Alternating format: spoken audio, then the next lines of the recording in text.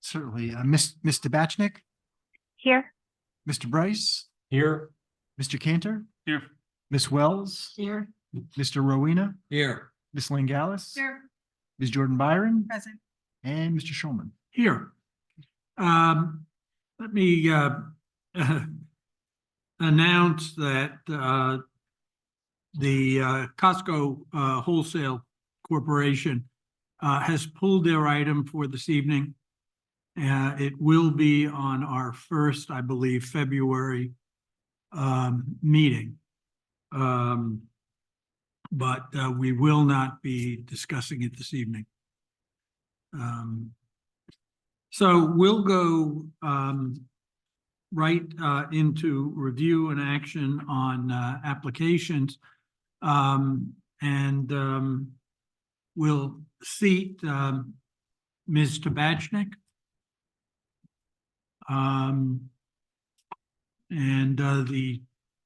Actually the other alternate isn't even here this evening. Okay, first item, 2022-55 SP, that's a special permit. CAM TR Sono Partners, 3135 South Main Street, District 2, Block 45, Lot 12. Request for 1-year extension of time for the construction of an 8-story addition to existing Marriott Sono Residence Inn Hotel to add 48 rooms and 45 off-street parking spaces. And who is representing TR Sono Partners? I am, Mr. Chairman. Okay, then I will turn it over to Attorney Succi. Thank you, Mr. Chairman and members of the commission. Very quickly, in February of 2023, you approved the underlying special permit and CAM applications for an addition to the existing Sono Marriott Hotel with an addition 8 stories with 108 rooms. We're asking for a 1-year extension of time, and that's largely due to the volatility in the interest market in 2023, increases in volatility in the construction industry, both of which we anticipate will level off and become a little more stable in the upcoming year. We're also delayed a little bit in moving forward in that the State Historic Preservation Office weighed in on the demolition of the structure where this project was going to be constructed. And then also we had redevelopment third-party review, which extended into late April. So we're just asking for a 1-year extension of time. We fully anticipate we'll move forward in the upcoming year. So I'd ask that you be kind enough to grant the extension. Attorney Succi, is my recollection correct that this is the first request for an extension of time? Yes, Mr. Chairman, it is. Okay. Is there a motion to approve 1 year? I'll make the motion. with Okay, Tammy Langalis has made the motion. Is there a second? A second. Okay, Mr. Rowena has seconded. Any discussion? All right, if not, we'll go right to a vote. We'll do it with a show of hands. All those in favor? Okay, it's unanimous. Thank you, Mr. Chairman, members of the commission. Okay, thank you. I should note that Darius Williams has joined the meeting, so we have another commissioner with us. The second item is 2024-01 CAM. Conti and Conti LLC, 23 Channel Avenue, District 5, Block 85C, Lot 65. Raise and modify an existing single-family residence to be flood compliant. And please. I'm John Conti on behalf of the owners. We also have Bill Earls here. He's the architect for the project. And I believe Robert and Beth Downs, the owners, are in attendance here too. I can give you, Mr. Chairman and members of the commission, a brief sort of overview and background on this project, if that's helpful. I think it would be. Thank you. Okay, I'm going to share my screen here for a moment. So this is Google Maps aerial image of just to orient you. Can everyone see the screen? Yes. This is Channel Avenue here. This is Oliver Street. And under this tree canopy here is the site in question. I'll do a quick street view because I think that's helpful. So this is the existing house. There's a gravel driveway in the front here, significant, I think this is an oak tree. And then there's just manicured lawn area, and there's a deck in the rear and existing dock, which no changes proposed to that dock. So the proposal, as was outlined in the staff comments, is to raise the existing structure, the existing house, to be compliant with FEMA flood elevations. I should mention, actually, let me open the survey, that this lot is fully in the AE 13 flood zone. So there's like a tiny little section here that's wave action, but all of the proposed development in the house is in the AE zone, the flood zone. So this is the location of the existing house. It's essentially just to be raised in the same location to the lowest horizontal structural member is going to be 1 foot above the base flood elevation, which is the standard. And sort of the general footprint of the house is to remain the same. There's also a proposal to rebuild the deck in the back to make that FEMA flood compliant. This deck, staff had requested that this is not structurally attached to the building, and that's what we're proposing here, so that this also meets FEMA flood regulations. And there's a staircase in the front, new staircase in the front to access the raised building. Additionally, this existing parking area in the front is to be removed. This is currently not compliant with zoning regulations, and a new porous pavement driveway is proposed to be added here to access a garage on this side of the building. The porous pavement driveway was proposed in order to meet stormwater regulations, decrease stormwater flows off of the site to the harbor and to the street. Both peak flows and volumes are reduced with the implementation of this best management practice. We have received some deep comments. They were obviously in favor of raising the building. They're also happy to see implementation of porous pavement. We have positive comments from DPW. I think those came after Amelia Williams' staff memo. DPW asked for some small clarification, but they generally are in favor of the project. Health Department also has is in approve the project. I think we're still waiting to hear from WPCA. They have not issued any comments yet. I can show I think possibly this might be a useful depiction of the front elevation of the building. So you can see that essentially this part of the superstructure is proposed to be raised, and a new piers on footings are proposed to hold up the new elevation of the structure. And then this garage underneath is proposed as well. I think that's all the high points I wanted to hit on. I don't know if there's any questions from any members of the commission. I believe the staff asked if you would reconsider the use of concrete and consider was it stone? For the patio. Yes, for the patio.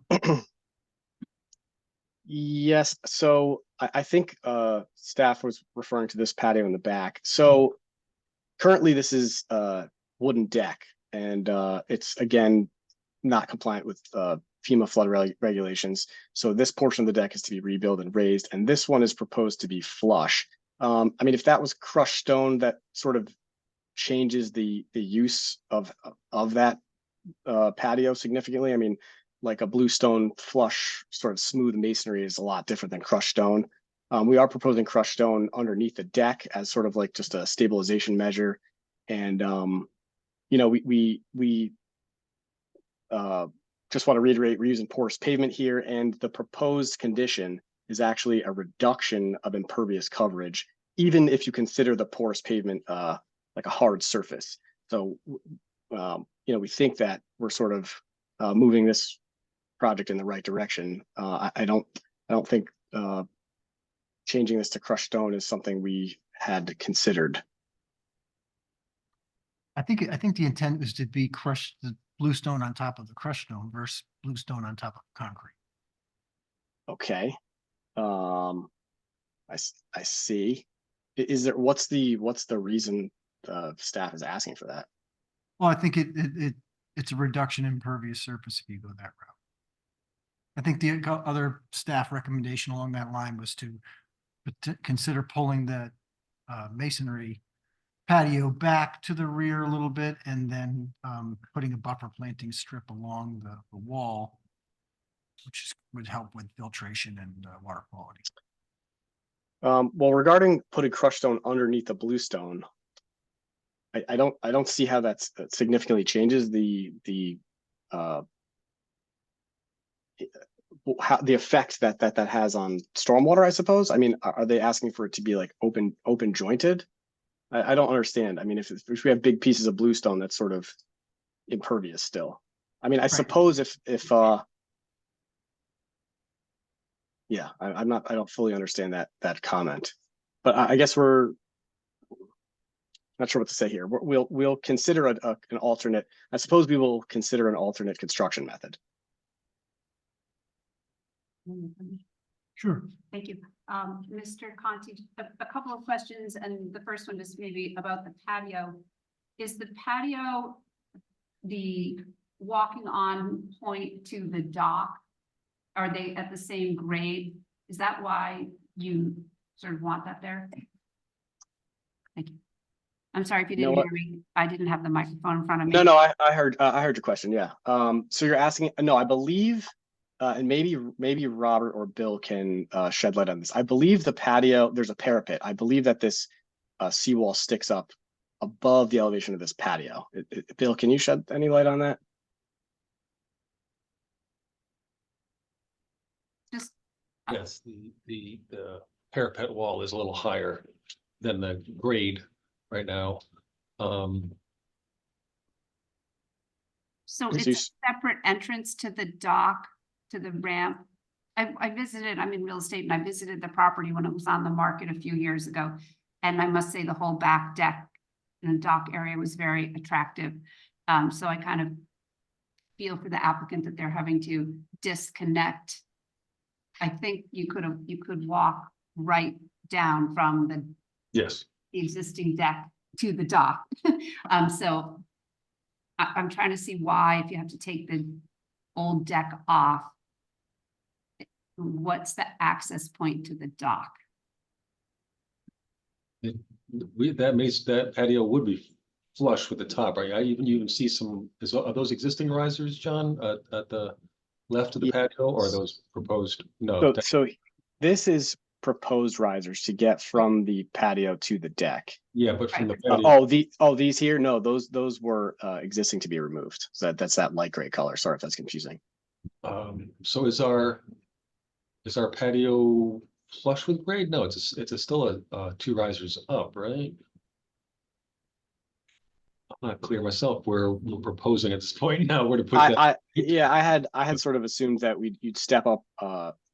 I don't know where this landing ends up, but I had assumed you'd sort of step up onto the wall and then proceed to access this portion of the dock, which is all on this side of the seawall. There's no changes proposed, so this sort of access ways remains the same. It might be odd to kind of step up and over that seawall, certainly. Be a little strange. I've seen in other newer constructions, but maybe in the last 5 or 10 years, where people have raised the patio because it's considered a yard type item as opposed to a structural thing like a deck, where it's 3 or 4 feet off the ground. And I think we're not allowing that anymore, Steve or Brian. You know, people were building patios off the back of a house and going right to the edge of the property because the patio didn't have to meet setback rules.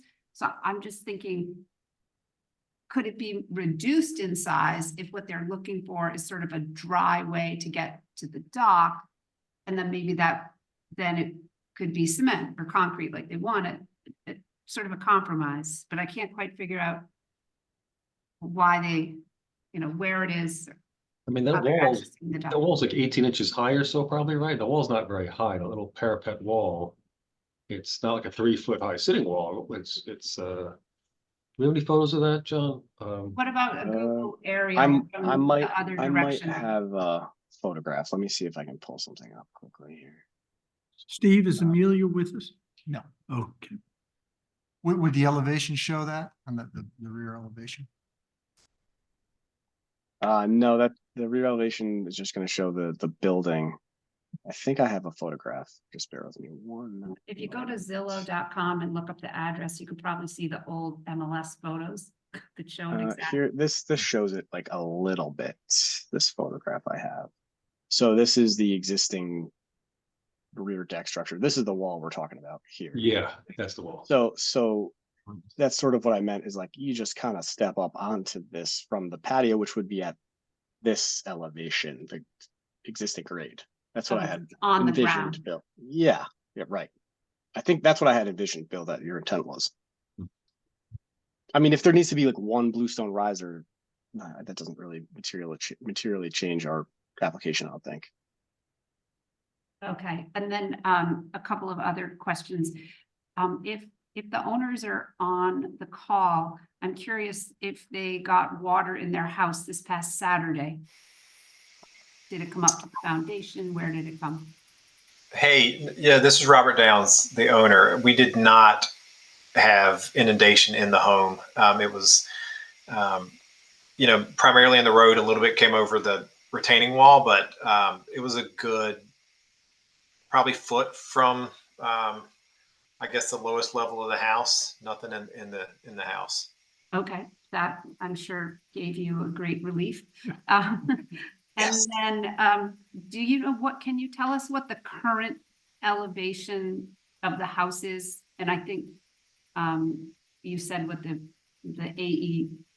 the flood elevation is AE 13. Do you know what the house is now? Like The house, the finished floor elevation of the house, the first floor is 8.4 right now.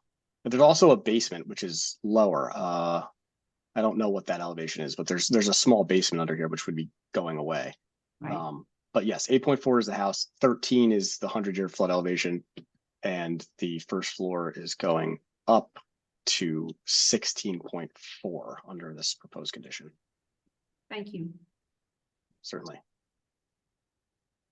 Are there other questions? I have a question. Sure. We talked briefly about the plantings along the seawall. One of staff's comments there about having a landscaping plan and having some plantings along the seawall in order to add some additional filtration. Is that something y'all have considered? Yes, I did have a conversation with both Amelia Williams and Mr. Downs earlier today. I think it's interesting. This yard sort of pitches south. So in terms of filtration, and there's a parapet on here. So we were thinking that potentially plantings along the southern property line might actually make more sense. This is sort of high. It sort of goes diagonal this way in terms of any filtration benefit that might have. We were considering plantings in this area here. Okay, thank you. As a maybe a semi-related follow-up, the porous driveway, we've heard previously from other applicants saying that porous paving was not something that's suitable for their site. I'm just maybe out of curiosity here, what made this site ideal for the porous pavement?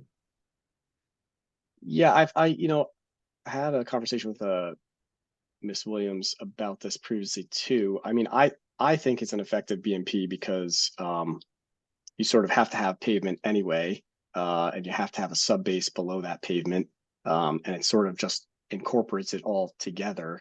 What specifically about this site? I mean, just the fact that it's so close to the elevation of water that having a narrow profile to fit your best management practice is really advantageous. And if you do something like concrete galleries, you need a lot more depth before your mean high water level to Gotcha. keep your infiltration away. So the narrow profile is lends itself in this instance, Okay, thank you. Those were my questions. certainly. Go ahead. I'm sorry, one other question. And sorry, I can't see the applicant's name, so apologize for just saying the applicant. I see that the driveway is now going to be on the left-hand side of the property, and that nice tree is in the front, and all of the front before, you didn't have a garage, and so it was just crushed stone. So what is that area where that nice big tree is in front of the house going to become? Yeah, that's a good question. And I can, so essentially, this parking area or gravel drive that is not compliant right now, we envision turning to sort of like a lawn area, basically sort of flip flop with this is lawn now, so lawn will go here, and driveway here. And it is proposed to leave this tree, by the way, which is going to be, the applicant is going to have to make some concessions in terms of what they could do. And I think it's a great thing. This is a big tree, big canopy right near the water. So we're going to do our best to keep this tree here. But this goes to lawn area. I think that was your question. Right, and it's by our codes, Steve and Brian, that they had to put a garage underneath the house. And so that's why they had to do the driveway? Well, no, so they're required to provide the 2 parking spaces. Generally, if you're in the flood zone, the first floor that you have to lift to be flood compliant, there's really nothing you can do with that space anyway, so it makes sense for it to be the parking space. Okay, so we were not actually asking for the applicant to put parking underneath the house, but it's just convenient, and therefore it's just kind of flipping and flopping. Right. A space. I might have an elevation that shows that, if that's interesting. This is I the, think in our new regulations, the garage has to be behind, right? And in this case, you can't do that. I mean, it's not a garage, truly, it's not a garage, but Yeah, like this configuration would work under the new regs too. Yeah. yeah, okay. Thank you, Mr. Conti. certainly. Okay. Are there any other questions? All right, we have a resolution on this? Yeah.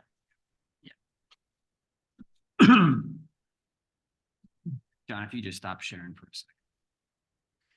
Thank you.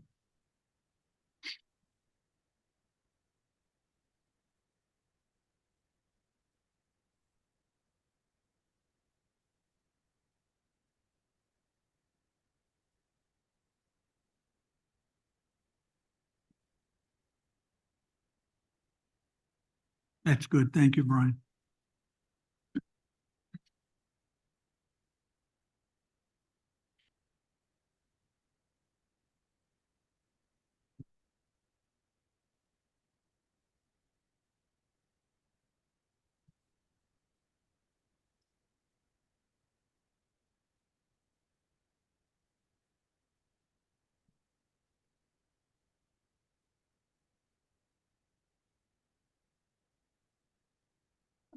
First question, for the staff.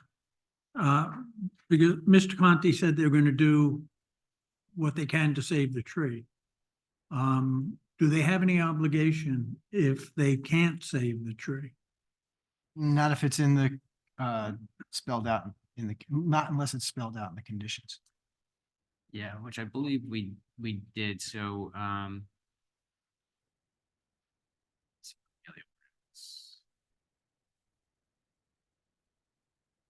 yeah, so you have, one, the site plan, submitted by, Mr. Conti, which shows that the tree is to remain. And then you also have these conditions regarding the landscaping. So all plantings must be maintained in accordance with the approved landscape plan. So should that tree come down, technically that would be a modification to their landscaping plan. Okay, Excuse me, I have one quick question. Does, Sure. paragraphs 8 and 9, does that address the issue that was raised by Deep concerning the, what do they call it, the flow vents or something that are in the breakaway walls? Yeah, at the permit process, they'll review all the flood measures proposed to make sure they're compliant. Thank you. okay, and the issue of the concrete foundation rather than a more pervious, foundation. It would seem to me that if it's underneath bluestone, what difference does it make to the applicant? I mean, so I think they should go along with the crushed stone. I'm not wedded to either. I think the issue more comes from concrete itself is not a very sustainable material. So if you're able to use some sort of other material that's more sustainable as the base, then it's probably more appropriate in this situation. And typically though, I mean, I have a pretty big bluestone patio and the joints do allow for more filtration than without the concrete. We underneath. just redid ours and they recommended crushed stone over concrete, actually, not for environmental reasons, but for the patio. Oh, this is freezing. Right. Can you give us some language we can take a look at? See if she likes-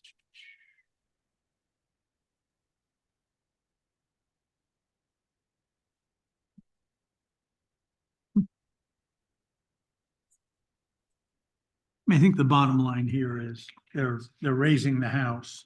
And that's a big deal. That's certainly something we want to see. Mr. Chairman. Yes. Condition 10, that Brian's typing right below, that does speak to the tree specifically as well. I see that. Okay. So that's kind of more specific than the other points. Yes, Mr. Conti, another question. Yes.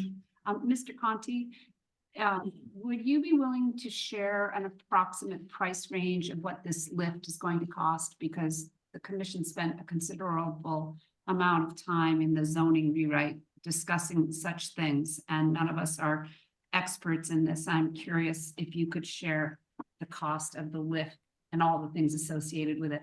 But just, You know- just the lift. But itself. Okay. would this really isn't a lift though, because it's new construction. So No. No, it's a- no. It is a lift, Pure yeah. lift. Yeah. Pure lift? Yes. Yeah, Oh, the wow. house is I'm staying. sorry. Yeah.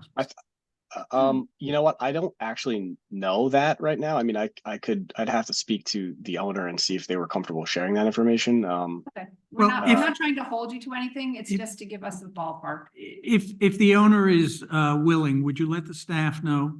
We're trying to gather just a little bit of data. Sure, We have some numbers. We don't know how reliable they are. sure. I mean, yeah, we can confer with the owner and see if they're willing to share that information. I mean, I'm Okay. sure, I mean, there's so many, there must be a lot of data on this. There's so many houses that are lifted in this town near the water. Right. Yeah, but they don't So all. yours is the first one following a major rewrite, so. Right. Okay, I see. Okay, so the language reads that crushed stone be used as a base foundation material for the rear patio nearest the dock.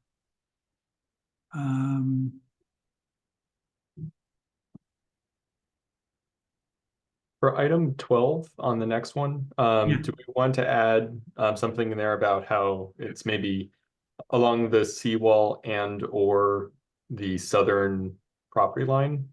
Since they were talking about how it slopes to the south, they may want to do buffer plantings there for runoff. I don't know if staff has an opinion on that. Yeah, I think that's a good idea.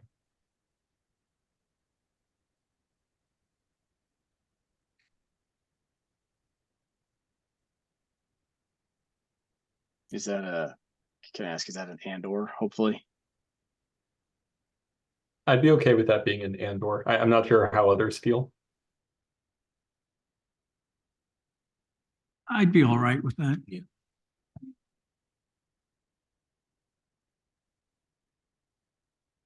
Yeah, and I wonder what the benefit of landscaping against the seawall would be in terms of siltation, but I guess it's not. Yes. very big. Okay, are there any other comments on the resolution? If not, is there a motion to approve? Tammy has made a motion and Darius is seconded. Let's do a roll call. Sure. Ms. Tabachnik, Yes. Mr. Bryce, Yes. Mr. Cantor, Yes. Ms. Wells, Yes. Mr. Rowena, Yes. Ms. Langallis, Yes. Mr. Williams, Yes. Ms. Jordan Byron, Yes. and Mr. Schulman. Yes. Unanimous. Okay. Thank you, Mr. Conti. Thank you all for your consideration and approval. Greatly appreciated. Okay, well, that completes the major portion of the agenda. The next part are approval of the minutes going all the way back to November 8th.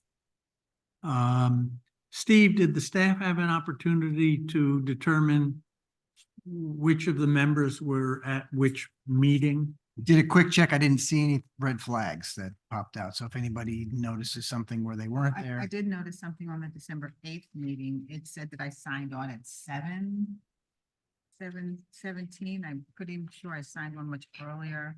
It said I signed off at 7:48, but then my internet was kind of shaky. So I just wanted, I was there at the meeting for most of it. That was November or? That was This- December. December That's when 8th. I was out of town. And I signed in from vacation. All right. We'll just change language to reflect that you had some internet, Right. brief internet Right, issues. Technical difficulties. Right. do you recall like what, as opposed to 7:17? I know that I arrived, like around 6, like just before 6:30, and it took me, I had to go sign on and everything. I think I signed on like about 6:40, something, 6:45. Yeah, and we can go back and, I remember you sent me a text and I replied back. okay, yeah, we'll double check the Yeah, video. I was just to on make for a sure. while, then I got kicked off, and then I had to get back on. All right, well, let's take these one at a time. Is there a motion to approve the November 8th minutes? I'll move. Okay, Richard has moved. Is there a second I did have one proposed amendment. to November 8th? Yes, Okay, but you just said my name is mentioned twice. Or a few of our names, yeah. and there weren't two of you there? It's my twin. I have yet to meet him, but. He's better looking. All right, with that change, are you willing to second the motion to approve? Yes. Okay, is there anyone here who was not in attendance at that meeting? Doesn't appear there was, then with a show of hands, all those in favor, November 8th? Okay, Nick? Okay, it's unanimous. Sorry, let's move on to November 15th. Is there a motion to approve? Tammy moves, Richard seconds. Any corrections? All right, if not, all those in favor, again, show of hands. Okay, also unanimous. November 21st. This one I wasn't at. Okay, good. Then you'll just abstain. I'll make the motion. Okay, Tammy has made the motion to approve. Darius has seconded. All those in favor, raise a show of hands. Okay, and we have, Richard is abstaining, but, otherwise it's unanimous. December 5th. Motion to approve. Richard, made the motion, Darius, no, Ms. Jordan Byron seconded. Oh, Was everyone at the, meeting? Okay, all those in favor, show of hands. It's unanimous. Okay, moving December 6th. Yeah, these were your two public hearings. Oh, that's right. I'm sorry. You're quite right. Motion to approve the minutes, December 6th. Tammy has made the motion. Darius has seconded. All those in favor, show of hands.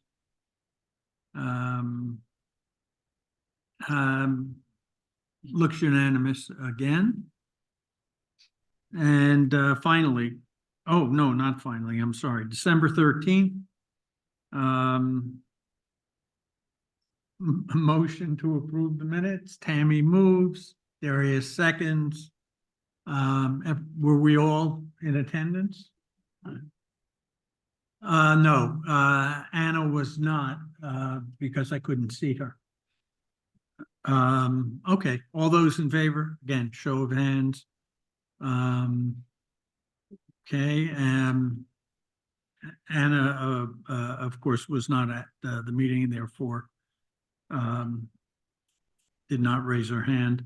And finally, January 3rd, motion to approve. Richard has moved, Darius has seconded. Was everyone in attendance at that meeting? It appears everyone was. Okay, all those in favor? Show of hands. Okay, also unanimous. Can I Yes, make just a related request? I agreed with all of these minutes, and it's very impressive how they are taken and summarized so clearly and succinctly. I would just add that if it's possible, when we have discussions, if there is sort of a response or a next step or a plan to include that.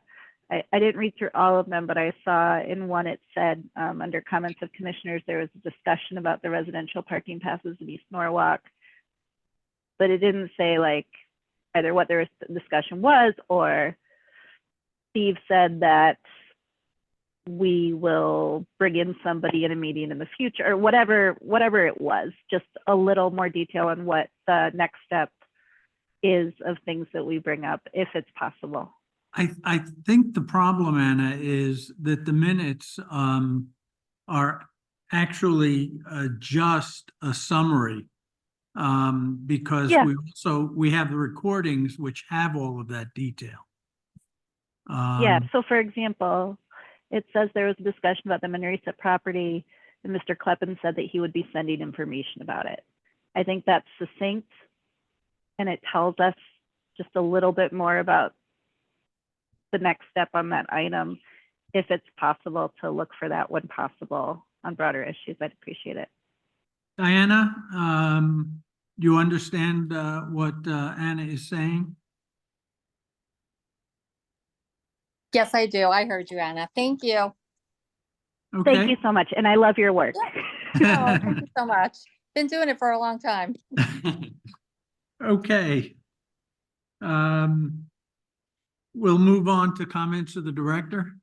Yeah, and as the chairman had mentioned at the beginning, Friday's forecast is for snow. I don't know how much, who knows? A couple of inches anyway. Yeah, so this past yesterday, City Hall had a delayed opening, so if they did something similar, that obviously affects the schedule and also impacts if you wanted to be in person, you're comfortable driving, so I wanted to get your thoughts on, we don't have to decide tonight, but it'd probably be better to decide tomorrow what you wanted to do if it looks like you don't want to drive, which I don't blame anybody for not wanting to drive, and if they did a delayed opening, which we might not know until an hour before we're supposed to be here, so it's hard for us to get that information out to everybody ahead of time. How you wanted to do it. Well, it's also going to be very difficult for the department heads. Yeah, if we're missing people, then we have to reschedule and we're getting time crunch too. Again. Who does the mayor determine? I mean, the Board of Ed determines whether there's no school. Does City Hall then follow suit with what the Board of Ed decides? No. Okay, so who makes the decision? Mayor's office ultimately. Okay, and then would he let you know immediately? We know, yeah, we hopefully get as much advance warning as possible. I mean, the other option is if we are closed or delayed, you could always just do it virtually. Right, and Right. do you both attend with us? Yeah, Yeah. we were going to split it up. Yeah, and it Okay. is set up to be a hybrid, so. Right. Well, maybe tomorrow night. Should I be answering this or should you, Lou? No, Since I'm it's- sharing. You're Okay. sharing it, Okay. yeah. Maybe tomorrow by Thursday by 4:30, 5 o'clock, we could make a decision whether to make it all Zoom. And that way, nobody would have to go anywhere. And I think, Steve, you probably come from the furthest distance. But you guys are just really sitting there. You're not really, I mean, and so are we, quite frankly. We're just listening and we might ask a few questions. I'd rather not move the date because it's very hard to get people that have jobs that aren't department heads with the city Right. department to give up an entire day. And then we're running into the time crunch with reporting back to the mayor. Right. Right. So let's then make an educated decision tomorrow afternoon. Yeah, and the city does they have their own weather service that they consult with that gives detailed for Norwalk area and what to expect and when, so we could base it off that. If we decide, that it's going to be a Zoom meeting, it seems to me we probably ought to have the staff talk to, some of the department heads. We'll let them know. Especially the major departments. It might make sense, yeah, to talk with them tomorrow and explain what we may have to do Yeah, we'll and tell. see if they're on board with that. I mean, it may be, for example, that the DPW or the fire department or the police department can't commit in the event of a snow event. Yeah, it's true. So, We'll check in with them tomorrow morning, first thing. okay. Okay. And The other people that are on it, yeah, It makes Okay. sense. If anyone wants a budget binder, I brought up extras. I got mine. Yeah, I It got was mine also. remarkably thinner than last year. At first, I thought they were missing a whole bunch of departments, but it really wasn't. They printed on both sides of the right. paper too. I'm only halfway through and I've only got one more I don't know, I day. had a really boring night, like over the weekend, I looked through the whole thing. Okay, and Steve, do you want to talk about the change in the February schedule? Yeah, that was my next on my list. So we had talked about your normal meeting dates. The approved meeting dates are February 7 and February 21st, obviously both Wednesdays. We had mentioned last meeting that we needed to make a immediate tweak to the new regs that we wanted to get it in before the February 19th date. So that precipitated potentially moving either the meeting on the 21st or the meeting on the 7th. Our recommendation is to move the meeting from the 7th to the 14th. So you wouldn't have a meeting on the 7th, you would meet on the 14th and 21st. I want to check with you guys. Right. Just thinking, you're giving your night, No one ever. you're giving yourself a night away from me. Right? You're going somewhere, aren't you? That's a gift that Nick? keeps on giving. I have. Send my evil six twins. There you go. What time? We probably Usually. keep everything the same. That's all right. And it's going to be a long meeting. Yeah, the unfortunate thing with Costco giving you a shorter night tonight, it means a longer night down the road. Right. Why don't we Costco on the 21st rather than the 14th. Well, there's other stuff on the 21st as well. We have North 7, Oh. other stuff too. What do we need to hear about that application for 7 times? We still don't have agreement on the design. Yeah. Well, I have a 6 taxing district meeting and we can try this, I can get my other commissioners and the public to try to start that meeting earlier. So, but I might be late. I can't promise. What else is on the agenda and what's the most important thing that I need to vote on? So with Costco is getting pushed to that, the regulation amendment, and there was in the capital budget public hearing, which we're going to do our best when we talk to the department heads to, especially Board of Ed and Recs and Parks, to tell them they don't need to have 50 people come talk to you because you don't have that kind of input on the capital process. So is it going to be down in the big in the big room on the first floor? Our plan is to do it virtually. Oh, okay. Yeah. Well, that lets me get there a little faster. Right. Yeah. And the only thing that's out of our hands is if somebody requested in person or hybrid. But you still don't be there in person. Okay. It's too bad we couldn't have heard that tonight. Yes. I mean, some of those December meetings, before holidays. Yeah, it's tough because we get the budget books and then you guys have to go through meet with the different departments to get their feedback and their overview. And then we have to do the hearing after that. I mean, I guess you could do it the other way, but I don't know if it's as beneficial for you to do it that way. And nobody's ready on the 7th. The amendment is the tricky part. We had to, Right. there was a 35-day notice with the amendment, so we missed it by 2 days. Right. unfortunately. Hmm. Otherwise, we would have Well, still. that's the thing that I would definitely want to vote on. So if you can put that on the agenda for, like, not the first thing. Yeah, we would probably do that anyway, because then let the applicants leave once they're done. Right. Yeah, okay. Okay, that's it. One more item, just a bit of annoying news. We did get one appeal on the regulation rewrite. It doesn't really alter anything, doesn't change the effective date, doesn't change anything. I'm happy to forward you the actual complaint. I don't think there's much merit to it. We talked to Mark Brands, who's the outside attorney. He's pretty competent in the whole process. We're gonna try to get it actually dismissed ahead of time. Can you share with? I'll send you an email. Okay. Easier. Any Yeah. questions, happy to chat about it. That's it. That's it. Okay, I'm gonna ask for a motion to adjourn, but after we adjourn, I just have a comment. Doesn't need to be on the record. So is there a motion to adjourn? I've got, Richard, and, Tammy. All right. Yeah, Richard. Darius, you're off the hook. All right, all those in favor? Okay, we're adjourned. Regarding,